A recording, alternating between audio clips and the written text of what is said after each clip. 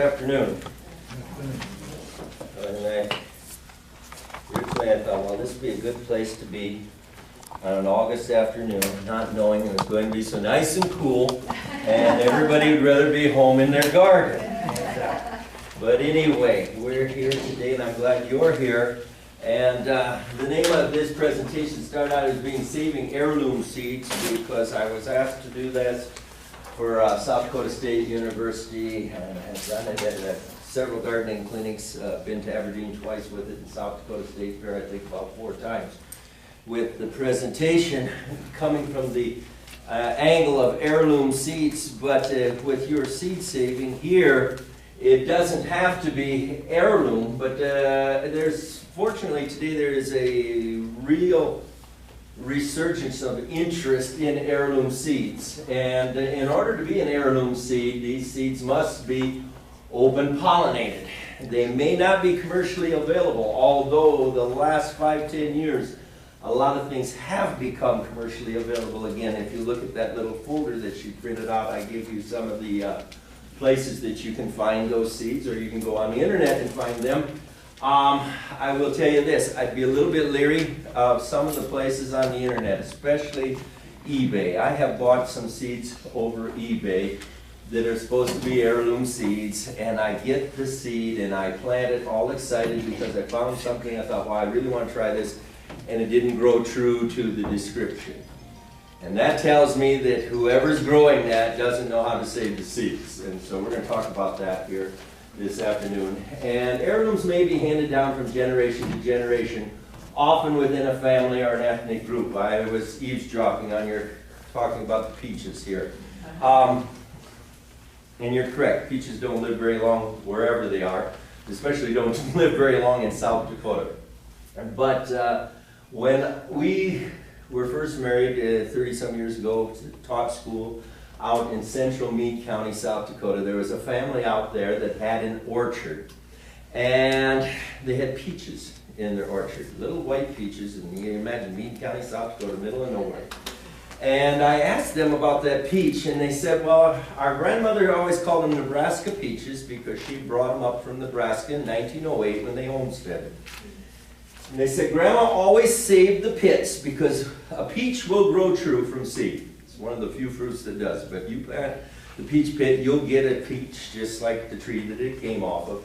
And they said that Grandma had saved the pits and would send them by the gunny sack full to Gurney's in Yankton.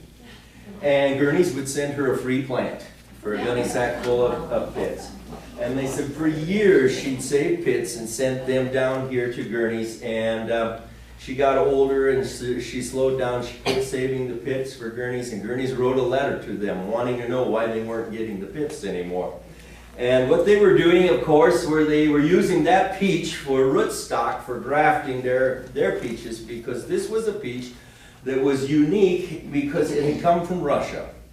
And so if it grew in Russia, it probably would grow here in South Dakota. And by the time we came along, though, that they were down to one tree, and it hadn't produced peaches in years and years and years. And so I thought, well, maybe if we get some scion wood off that tree, I can get a tree started from that tree. Excuse me. And I sent it up to SDSU, and they got them to grow, and they planted them in their gardens there east of town. And Governor Janko came along and sold that piece of property, and all those trees got destroyed, and I never got a tree out of it. So now I'm back to square one. I was visiting with some of my wife's relatives who are also Germans from Russia, came from the same part of Nebraska as this family, and I got to talking to them about this peach that this family had growing in Meade County. And they said, oh, that's the peaches we have growing out behind the garage. And so I got some pits, and I have some of those white Russian peaches growing in my yard. This happens to be a picture of my own great-grandfather. My name is Dan Flyger. If you call me and ask if Dan Flyger is there, I will say no, and I will hang up on you. Because I know when they call me, it's probably a telemarketer if they don't know how to pronounce my name. But if you grew up in Turner County, South Dakota, you would know how to pronounce my name. And so, excuse me, I am a displaced person living where I live. But how I got started in saving seeds was this little carrot that used to appear in the Gurney's catalog years ago. It's called the oxheart carrot. We lived in Meade County, and the soil was that horrible gumbo soil. And you know, they have a saying out West River with that gumbo soil. It says, if you stick with it when it's dry, it'll stick with you when it's wet. But you can't grow carrots in gumbo soil. I just had a terrible time growing carrots. Excuse me. We moved chickens last night. The dust from the chicken house I'm a little bit allergic to.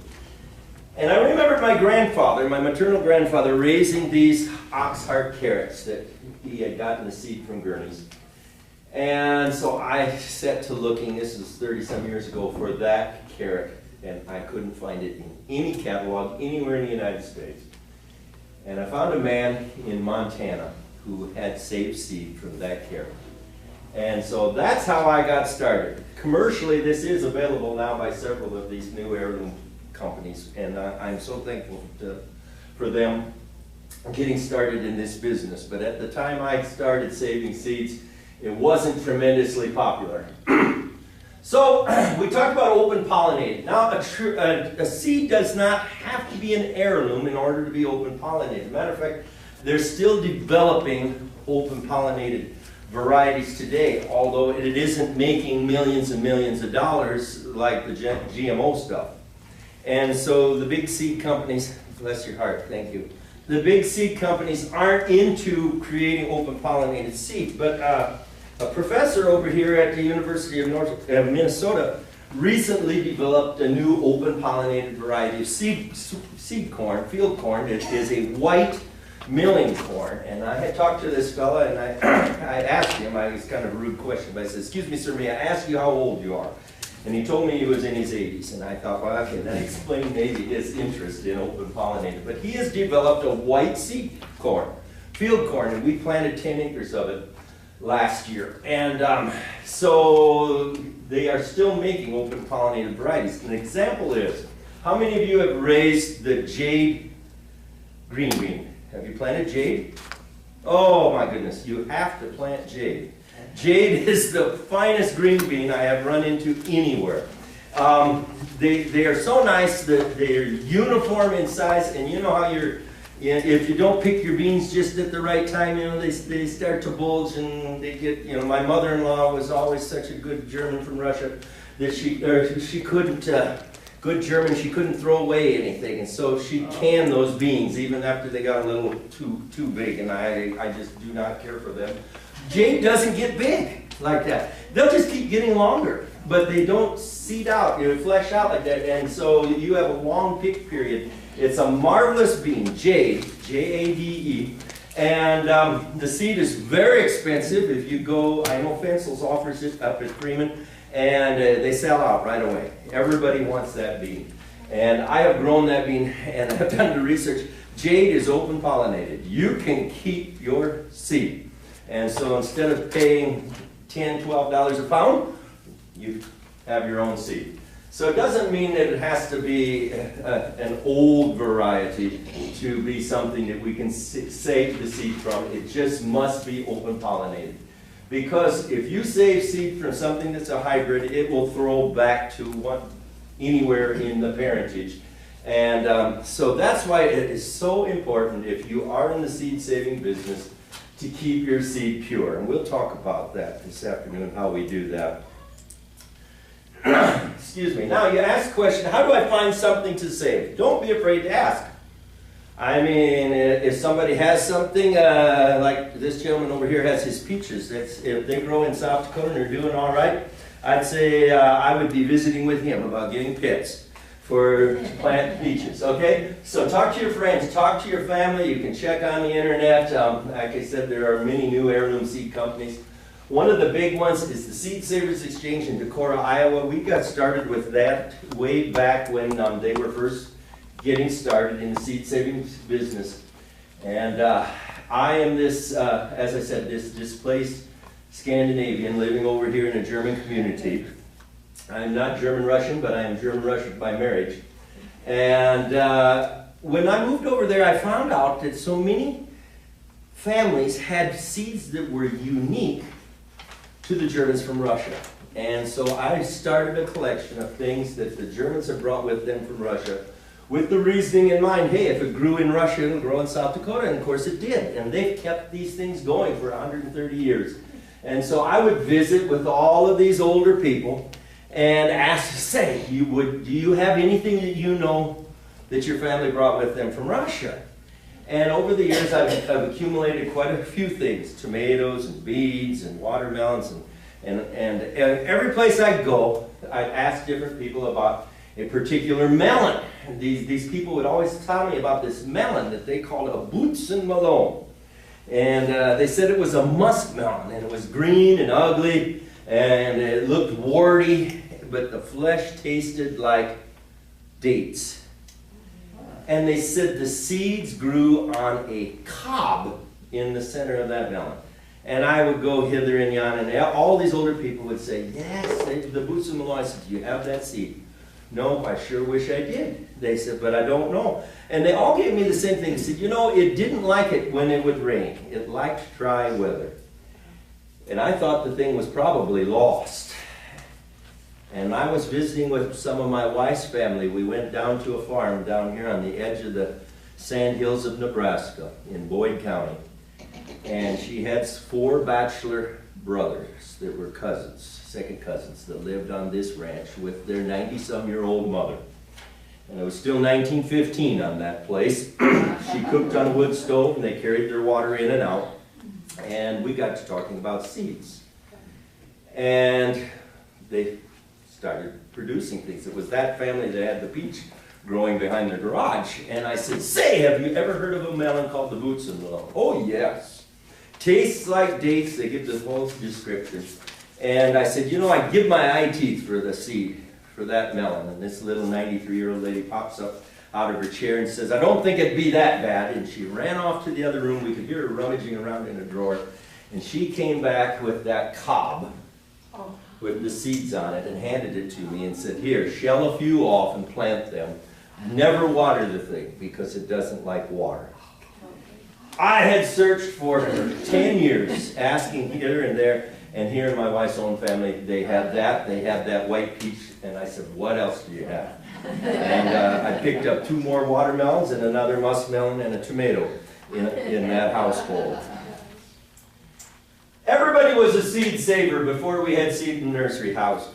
And you're going to find out today why we have seed and nursery companies is because it's a lot of work to save seeds. It is. A lot of people find that, hey, it's just a whole lot easier to not have the mess.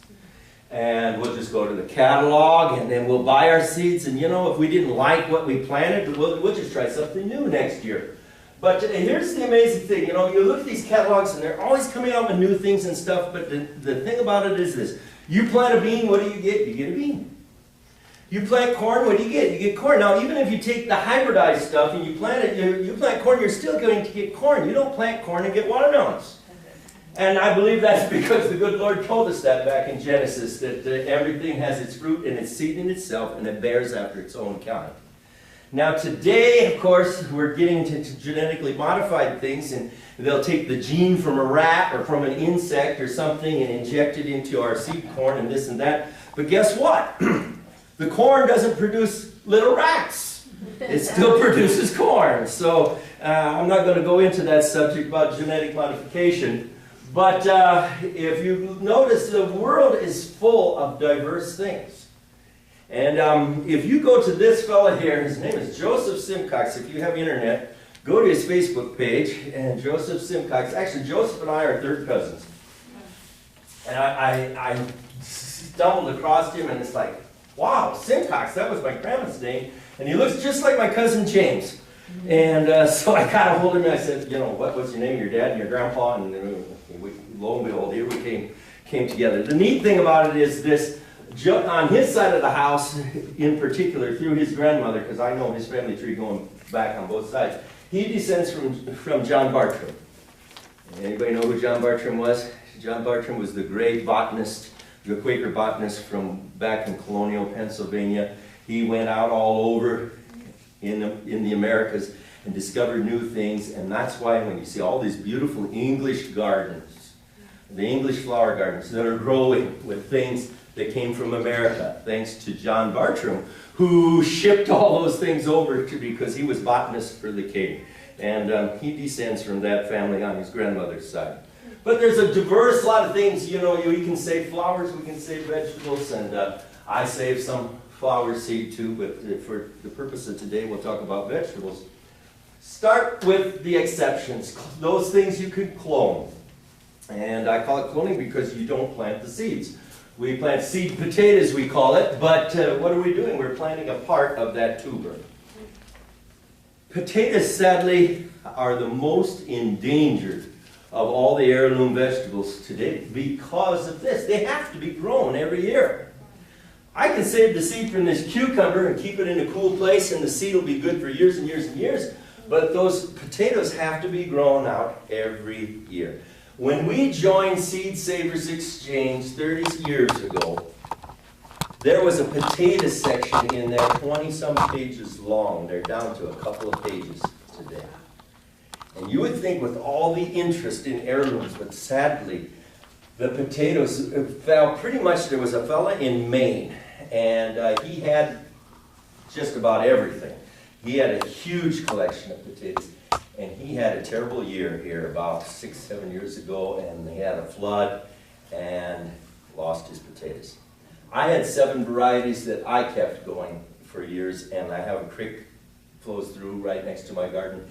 We had a wet year, and I lost all of them. I have fortunately been able to find 5 of the 7, but 2 of them, as far as I know, are completely gone. So you can plant potatoes, and they're cloned. They're exactly like the potato that you used for seed. Same way with sweet potatoes. Sweet potatoes are so easy to grow, and they grow so well in this part of the country. I'm amazed that more people don't raise their own sweet potatoes. It's lots of fun. And I take a sweet potato, and I take what I use is those old ice cube trays, the metal ones that have the, you know, throw away the thing that makes the cubes and just use that little pan. I fill that pan up with a real light mixture of sand and a little bit of potting soil, and some perlite. Mix it together. I want it to be able to hold a lot of water. I lay my potato like this in the dish. Fill it up to the top with dirt. Water it well, and you're going to start to get little sprouts all along. Now, if you go down here to Hy-Vee and buy a sweet potato, I can't guarantee that sweet potato is going to grow because they treat them with the chemicals so they don't sprout. But if you get an organic sweet potato, it will grow because I've done it. I bought the organic ones and oh, this is a neat one. But if you're into sweet potatoes, I'd recommend you get your start. Go to, on that little brochure, you'll see Sandhill Preservation. Glenn Drowns over in Calamus, Iowa. He has dozens of sweet potato varieties. My favorite is one called Jenny Lind. It's an old heirloom variety that, and the sweet potatoes are actually white, but they are just marvelous. Start that potato in February, okay? You have to get a very early start on it. And what I do is when the sprouts get about this high, my principal always comments about it because I start them at school on the windowsill. And the kids get a kick out of watching it grow. You know, they'll go over there and look at that potato every day. It's growing, you know. And so when the sprouts get about that tall, I go and I break that sprout off and put a glass of water, and then the sprout will get roots. And so by the time you get to May, one potato can produce you like 60 plants. You know. So as soon as that roots in the water, then I put it in a little peat pot. Plant it in the dirt in a peat pot, and I keep it in the peat pot till I plant it. And do not plant them, I don't care how warm you think it is outside, don't plant them until after Decoration Day, because they like warm soil. And if you are in town, you'll be okay, but if you're in the country, the thing that's going to destroy your sweet potatoes is the wind. So take a 5-gallon bucket, cut the bottom out, plant your potato, put that bucket around the potato, and you have some wind protection. When that sweet potato starts to vine out, then you can take the buckets off. And they will spread, of course, just like a cucumber vine. But I found this out from an 80-some-year-old neighbor of ours, that the secret to growing sweet potatoes, big sweet potatoes, is this. When they vine out, they have a tendency to set little roots wherever that vine touches the ground. So it's going to root itself all over the place. You don't want that. You come along and pull those vines up, and you only want the vine growing where you planted the original plant, and then it will form potatoes there. And so this old guy was always out there pulling up the vines, and when I started doing that, hey, I started getting big potatoes. Before that, I got these scrawny looking, horrible potatoes, and I was watching a television program one day on how they raise sweet potatoes in the South, and they come through with this machine, and what do you think it does? Tears the vines up so they don't attach themselves to the ground. So that's how to grow a sweet potato. So I think if you like sweet potatoes, give them a try. Aliums, very few of us plant onions by seed. We go down here to Baumgart's, buy some little onions or something, but so aliums can, and I'm thinking in particular what we used to call the winter onions, or what people call the potato onions, the old-fashioned multiplier onions. Everybody should have a batch of multiplier onions at the edge of your garden. And there's a lot of perennial herbs and plants too that you clone. An example would be horseradish. You know, it doesn't take much of a root, a little piece of root that big, and it's going to grow. And you know, if you ever grown horseradish, you know, you go in and you dig out all the horseradish. You didn't dig out all the horseradish. It becomes a weed. And I found a way to contain it. I took a barrel and cut it off about like that, buried it in the ground, so it's, the top of the barrel only sticks up about this high out of the ground, planted the horseradish inside the barrel.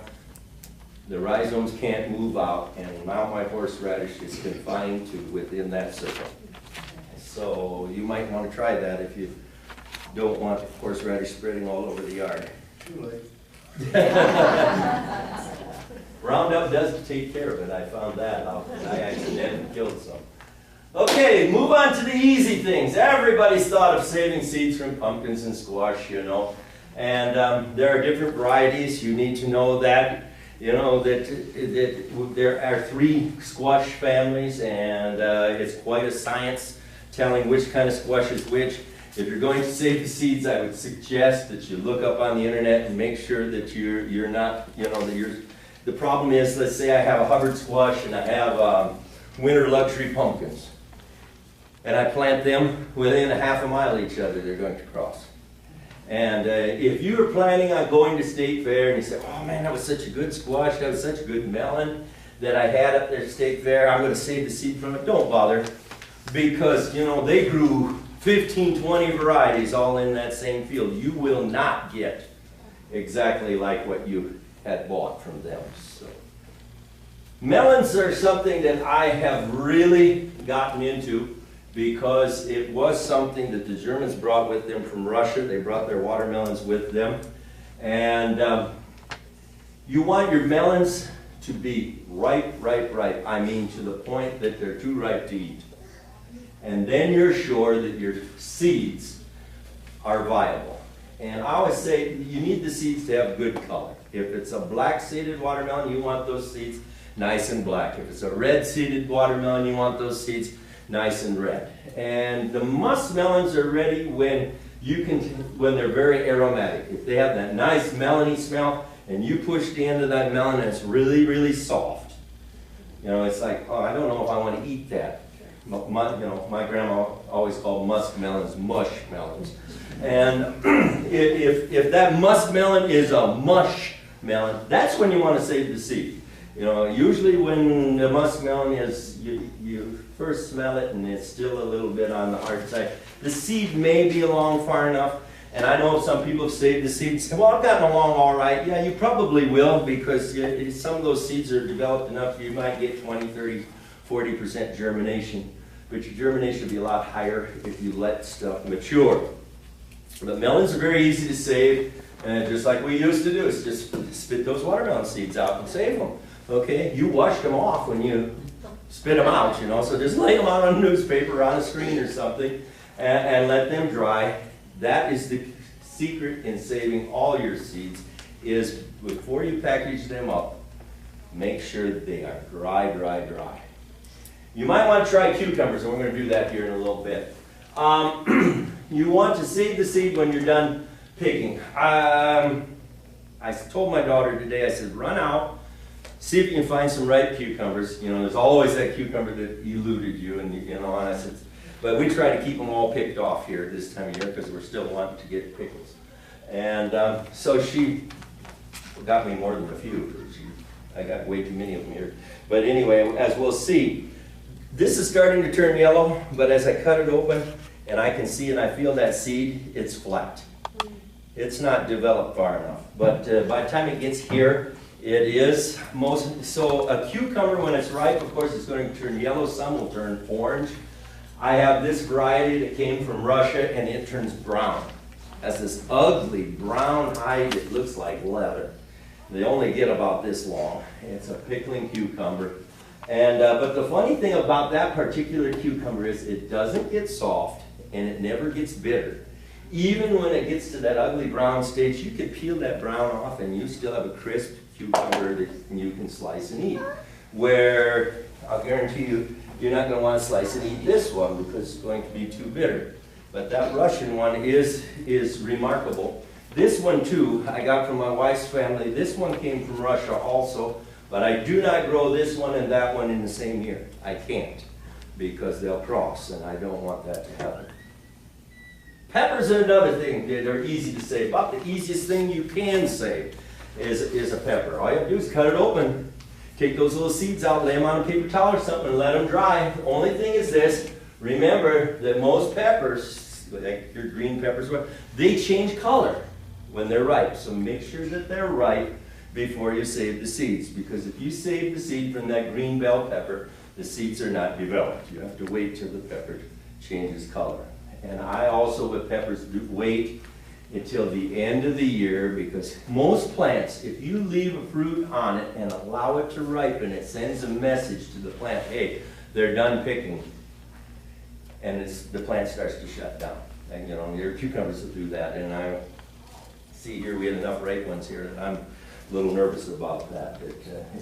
Hopefully that message didn't get sent to the plant that it's time to shut down. Tomatoes are the big thing. I am not a tomato fan, but most people are. And there are a huge variety of tomatoes out there. There's one catalog you can get that's called Totally Tomatoes. And it has oodles of open pollinated varieties of tomatoes. And the nice thing about growing tomatoes is this. You can grow more than one variety at a time in your little home garden. Now that cucumber might cross with the cucumbers that the neighbor has in their garden here in town. But the tomato, in a garden that's as wide as this room is here, you can have a row of tomatoes and say plant one variety up here and another variety from there. The seed down here on this end of the row is not, generally will not cross with what's up in here, because they pollinate next to each other. And so that's what I would suggest. If you have 2 or 3 different varieties of tomatoes, if you want to save seeds, keep the varieties together and plant one variety over in this corner, one over in that corner, one over there. And that's what I do. And I don't have a ripe tomato. I brought it. It's a little messy. I've had people say, well, I just cut the tomato open and scrape the seeds out and wash them off, and they grow. Yeah, they'll grow. You have maybe 10, 20%, but you might have a problem. There is a trick to saving tomato seed. You need the seed to ferment. You have to ferment the seed. So you wait until the tomato, whatever color it is, gets its full color, and it starts to get soft. You're to the point where you don't want to eat it anymore. Cut that open and take your finger, go in there and scrape out in the cavities and get that gel that's in there where the seeds are. You know what I'm talking about. And save the gel and the seed and all in a cup. Save that together in a cup. Excuse me. Put that cup in a warm place, room temperature, out of direct sun. I usually put a coffee filter over the top, simply because if you don't, you're going to have fruit flies. I don't know where they come from, but they show up. But set that there for a couple of days, 3-4 days. You check on it, it's going to be, as you'd say in German, schimmelig. It's going to get really disgusting and fuzzy looking. It's going to grow mold on the top. That is what you want. And the reason you want that is because nature replicates that. If you think about that tomato sitting on the vine, what happens? It gets ripe, it drops, it sits there, it rots at first, the tomato does, and then it dries up and the seed falls to the ground. So you're replicating that, and the reason you need to do that is because if you don't do that, you can end up with all kinds of blight problems on your tomatoes. And some people wonder why they have blighty tomatoes, or why a tomato you get in the greenhouse has blight. I can tell you, if they'd have saved the seed right, you'd avoided a lot of that mess. So I wait until it gets nice furry scum on top. I take a spoon, reach in there, take that furry, throw it in the garbage. There's a few seeds stuck to it, don't worry about it. Take what's left. And I usually do this in a pint jar, that's what I save them in. Then I add a half a cup of water and stir the seeds up that are left. They're in there with the rest of that pulp, and it stinks. And so you want to do that in the back room. You probably don't want to do that in the dining room. And set that aside, wait about an hour or two, and what you're going to see is some of the seed is settled to the bottom. There'll be a few seeds and some pulpy junk at the top. Get rid of, pour off that pulp and the seeds that are floating. Any seed that floats is no good. It's not going to grow anyway. It has no germination in it. That's why it floated. You want the seeds on the bottom. Take them out, put it in a strainer, rinse them off under your sink, and spread them out on a paper towel, or if you have a seed rack, that's what I have this little seed rack, and I dry my seeds on the screens in there. And if you do that, wait and dry them, you're in great shape. You'll have tomatoes and they've gone through the process and they aren't going to have a real problem with it. Another thing that's so easy to keep are beans and peas and corn. Thing there is, again, you're going to save the seed crop.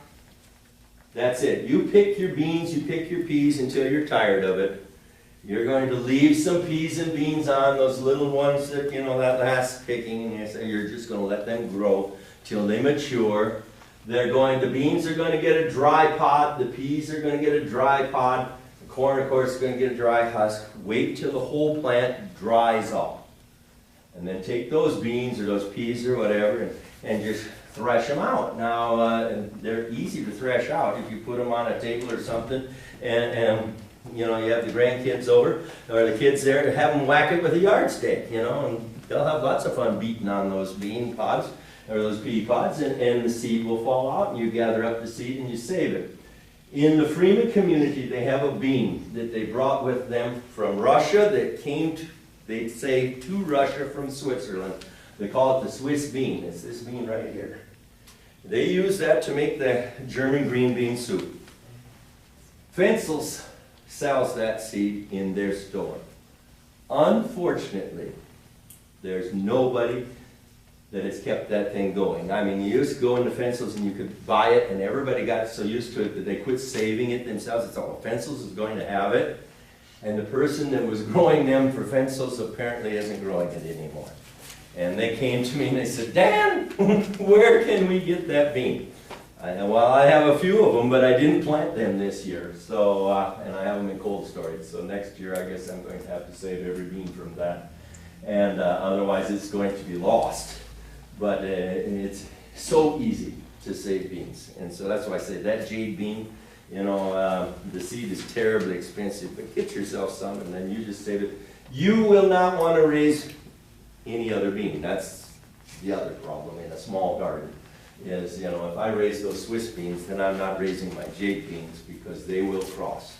And even like lima beans and other beans will cross. So the difference to that is like the broad beans, the fava beans, they don't cross with other beans. What's that bean called again? The bean? Yeah. This one here? Yes. They call it the Schweitzer bone, and a Swiss bean. And Seed Saver, I sent some to Seed Savers years ago. I assume they might have it. I don't get their catalog anymore because it's so terribly expensive. Here's some other things you might save the seed from. Lettuce, radish, spinach, turnips. You know how it is when you quit pulling the radishes and quit cutting the lettuce. They grow their own seeds, like my lovely little radish here. And you get these little pods, but it's so easy to save the seed from them. Now this one was French breakfast. I always let a few go to seed. And when this little rat's tail turns brown here and it's paper husk and thin, you know, you do like that and it'll pop right open. Only thing you want to do is make sure that when you open it up that the seed has nice color. It has that nice little pink color that a radish seed has. So you just leave them grow in the garden and you're fine. If you have more than one variety of radish growing there in the garden though, they will cross. And I like to grow different varieties of radishes, but I only save seed from one. So what I do is go and pull everything else out and just leave that one variety to go to seed. Do the same thing with your lettuce or your spinach or your turnips. But you'll get the seed the first year. And it's so easy to save the seed. Got a question about Yes. that. I have planted some Chinese radishes, Mhm. supposed to get humongous, but all they do is grow the bulb to the top. Why? Did you plant them in the spring? Yeah. Yeah, that's why. That is a winter radish, and you should plant them like now, and you will end up getting radishes. I've had so many people tell me that when they plant those Chinese radishes that in the spring that it doesn't work. And but if you plant them late, the hot weather for some reason it's different from other radishes. You know, other radishes don't like the hot weather, and but those things they will grow in the fall of the year and then they'll get nice and big. So if you have some seeds still, I would go and plant it here now in August and see what happens. Then harvest them yet this year. Yeah. If you want seed, you know what I would do is you won't get the seed if you plant it now. You'll get the radish, but you won't get the seed. If you want the seed, plant it early, and you'll get the seed. So, and some things are that way. These things are biennials: parsnips, beets, and carrots. And they're all kind of in the same family, so you have to be careful. If you have Queen Anne's lace belongs in town, you probably don't have that problem, but out in the country we do. Queen Anne's lace is, or other name for it is what? Wild carrot. And it will cross with your carrots. Now, I've had so many people, I do these gardening clinics, and somebody said, well, my carrots went to seed the first year. And I don't doubt that they did, but I would tell you why your carrot went to seed the first year. That carrot was crossed with Queen Anne's lace. That is not the one you want to save the seed from. You want to save the seed from the carrot that didn't go to seed the first year. And unfortunately, we cannot grow carrots and beets here and save the seed without a lot of work. My old oxheart carrots, in order to keep them going, and my beets that came from Russia, in order to keep them going, I have to wait in the fall till I have a good enough killing frost that it kills the tops. I take and cut the tops off, take them home and put them in my root cellar. Old-fashioned root cellar, the best way to keep them.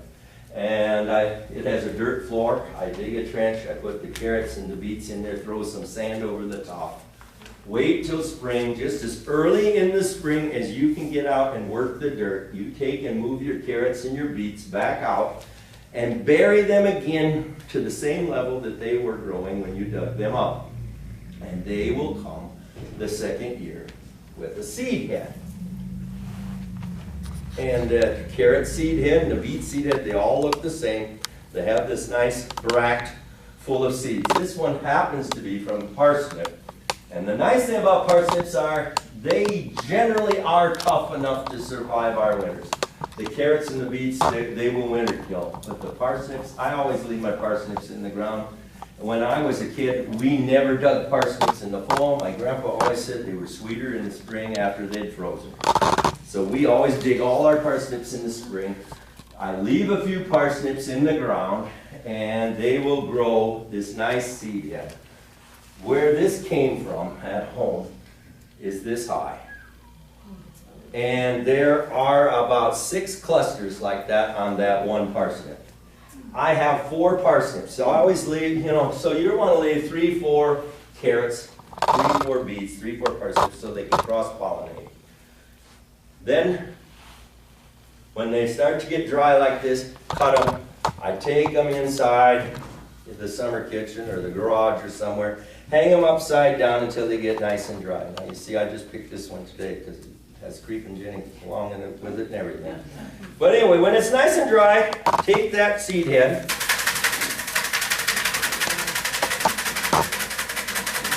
beat it on the bucket.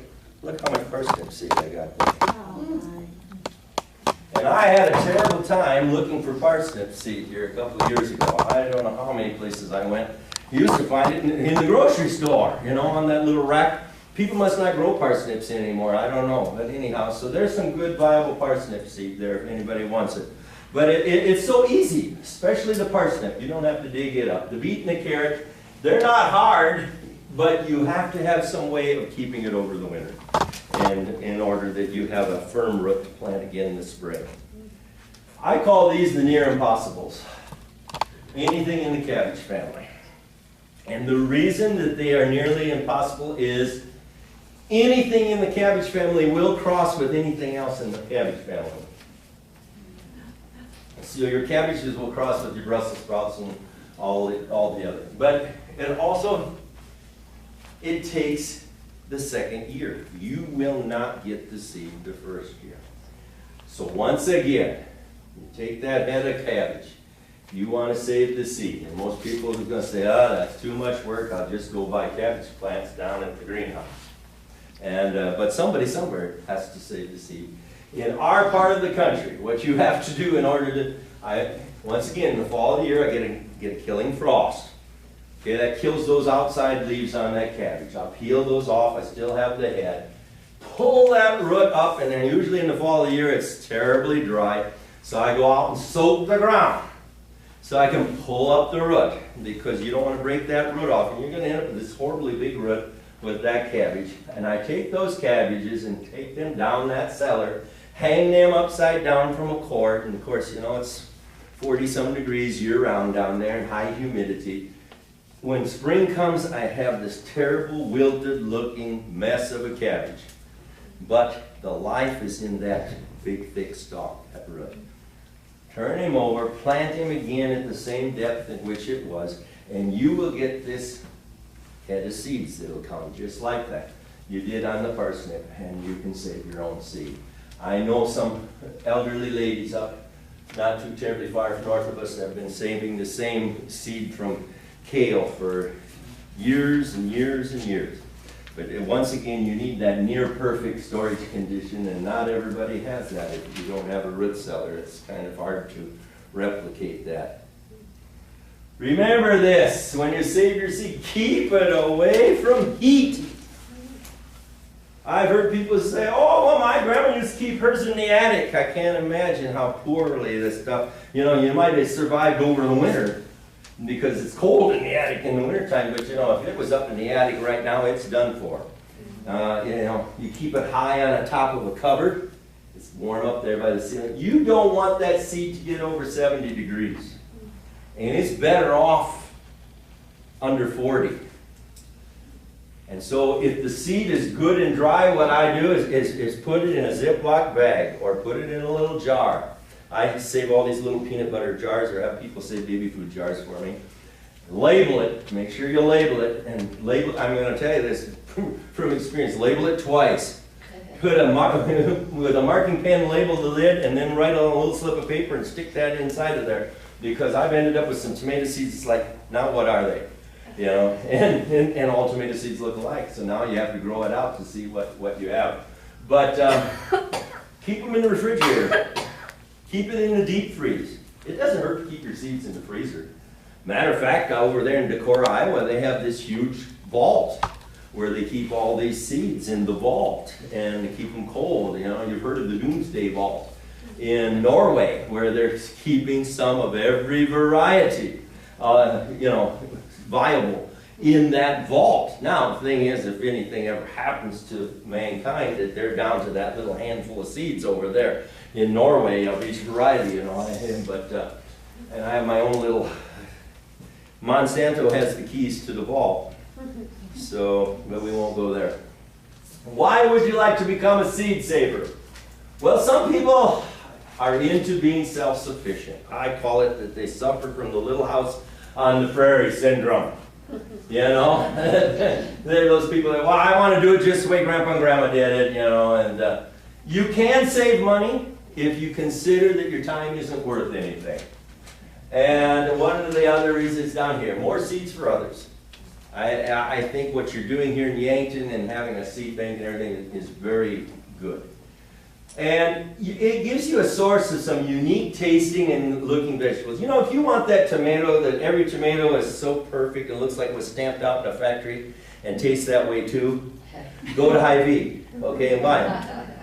But if you want something unique, you know, then raise your own. You know, my cousin put on his site here, you know, about raising tomatoes and spending how many months and raising tomatoes and whatever to save $2.75, you know, and that's about what it is. But you can have tomatoes that nobody else has. How many of you have heard of the tomato called black crim? Have you heard of that? Yeah. You know where that tomato came from? South Dakota. The original source of that was, it came from Germans from Russia, from Crimea, had brought that tomato over here. And once it got into the hands through the Seed Savers Exchange, it just went nuts. And so many different companies have offered that tomato now.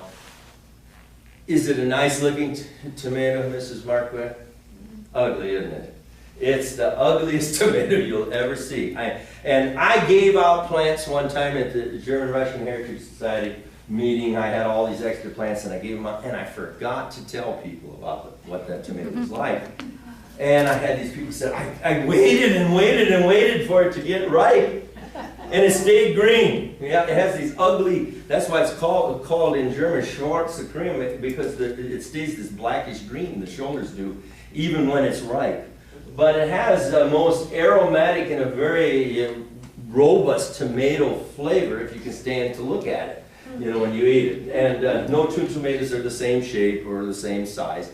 And that's often what you get in the old varieties, the open pollinated. You don't get these cookie cutter stamped out every one alike. That's why they developed hybrids, so that everything would be alike, because the American housewife, she wanted it. You know, I'm going to make a tomato sandwich. I want all the tomatoes to be the same. You know? And something has to be given up in order to do that, and generally it was flavor. And so it'll give you a source of some unique things.